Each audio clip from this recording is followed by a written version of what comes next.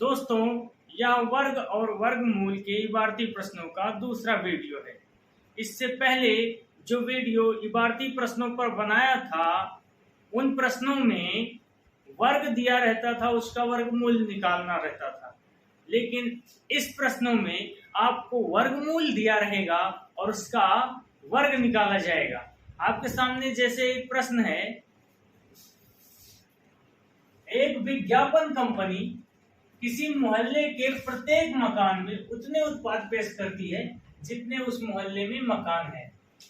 प्रत्येक मकान में उतने उत्पाद पेश करती है जितने उस मोहल्ले में मकान है।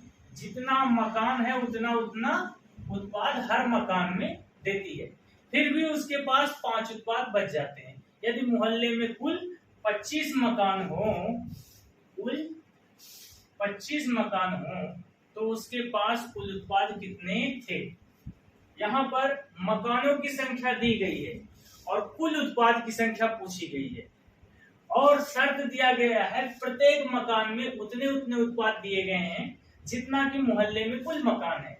यहाँ देख लेंगे, मोहल्ले में कुल मकान 25 है और प्रत्येक मकान में 25-25 उत्पाद ही पेश किए हैं। तो कुल 25 मकानों में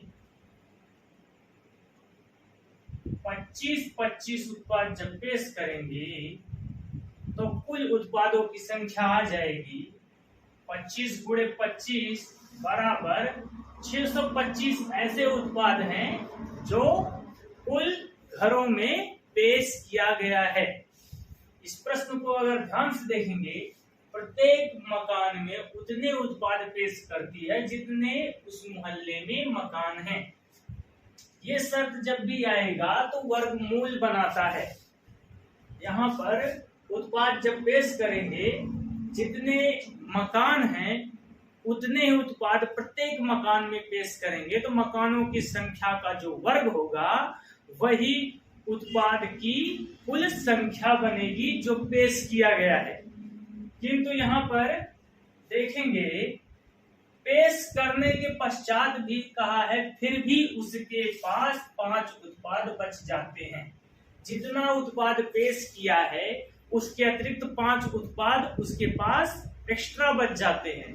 उसको देखते हैं, 25 मकान थे, 25 में 25-25 उत्पाद पेश किया गया, कुल मिलाकर 25 गुणे 25 625 उत्पाद पेश किए गए हैं और 5 उत्पाद उसके पास एक्स्ट्रा बच गए हैं। इसको भी प्लस कर लेंगे तो कंपनी के पास कुल कितने उत्पाद थे ये आ जाएगा। 625 प्लस 5 मिलाकर 630 इतने उत्पाद कंपनी के पास थे। ये उत्तर है दोस्तों। ठीक इसी प्रकार से इसका अगला सवाल है, देखिए, एक सेना नायक अपने सैनिकों से उतनी पंक्तियां बनाता है जितने प्रतिपंक्ति सैनिक हों। अपने सैनिकों से उतनी पंक्तियां बनाता है, उतनी ही पंक्तियां बनाता है जितने प्रतिपंक्ति सैनिक हैं। प्रत्येक लाइन में जितने सैनिक हैं उतने ही कुल लाइनें बनाता है। यदि 5 लाइन बनाता है तो प्रत्येक लाइन में 5-5 सैनिक हैं। यदि 6 लाइन बनाता है प्रत्येक लाइन में 6-6 सैनिक हैं। तो इस प्रकार से आगे है, इस प्रकार उसे 4 सैनिक कम पड़ जाते हैं। पूरी आकृति नहीं बन पाती है। जो सैनिकों को सजाता है उसमें पूरी आकृति बनाने में उसको 4 सैनिक कम पड़ने लगते हैं। यदि कुल 17 पंक्तियां बनी हो तो सेना नायक के पास कुल कितने सैनिक हैं? अंत में बता दिया है पंक्तियों की संख्या। 17 पंक्ति बनी है, 17 पंक्ति बनी है और प्रत्येक पंक्ति में 17-17 सैनिक भी होंगे, क्योंकि यहाँ कह दिया है उतनी ही पंक्तियां बनाता है जितने प्रतिपंक्ति सैनिक होंगे। प्रत्येक पंक्ति में 17-17 सैनिक हैं, इसलिए वो 17 पंक्तियां बनाएगा।